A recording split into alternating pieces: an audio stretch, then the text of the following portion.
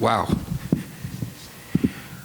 The favorite moment, well, my favorite moment was when Davy Johnson hit a fly ball to left field.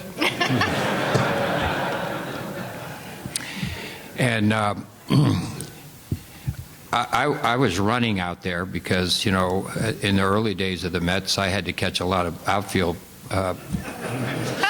things as well. And then he caught it, and he kneeled, and when he did that, I said, I'm going to get a ring. You know, I'm going to get a World Series ring, you know. Who would have thunk? And I knew that, you know, the wives were going to get the money, so. But it wasn't much then. It was $13,318.18. It was less than I got by being traded to the Phillies and just being in the first round of the playoffs. I got a lot more money than that. And I guess now I think it's somewhere around $300,000 or $400,000 a person to win a World Series. So where did the money go when we were playing, you know? Anyway, you know, that was a highlight. There was a lot of highlights, you know, things that happened. In '69, the teams that we were playing were making the mistakes that the Mets made all the time. And we took advantage of that. And, you know, if you look at the history of '69, we won 42 one-run ball games, which means 42% of our games were won by one run. So we were a different team in '69 than we were in '68 and before that. Is that good enough? That's swell. Okay. Eddie. Well, I don't know where you were in '69, buddy, but when I got my check, I got 18,000. So I guess that's the difference between hitting 220 and hitting a little higher, maybe, or something like that. I don't know. But anyway. You hit higher, I guess. But we've been friends for so many years, and that's the big thing with the Mets. Players have stayed together.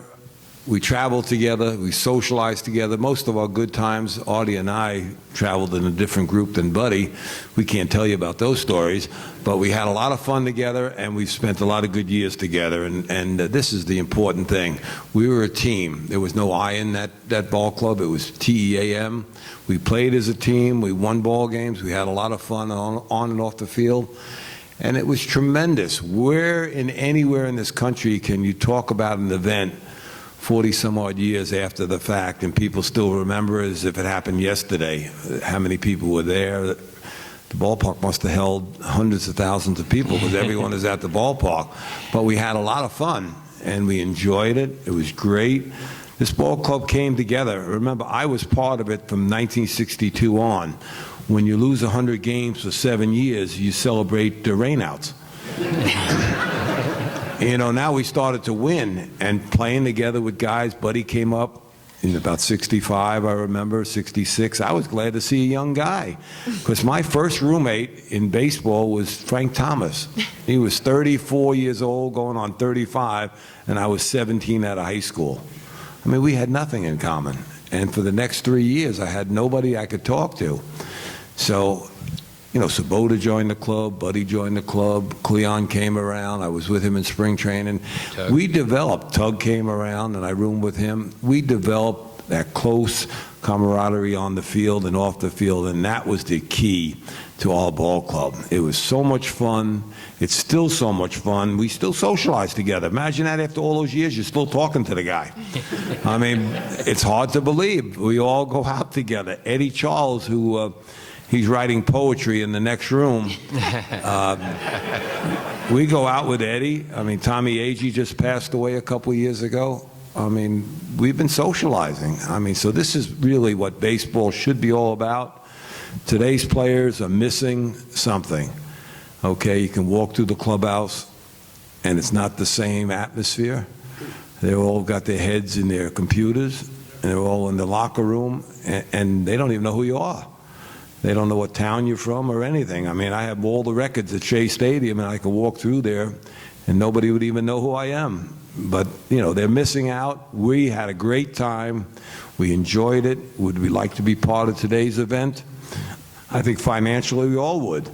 But it's still great to be around and associated with you people, and we hope you have a good afternoon.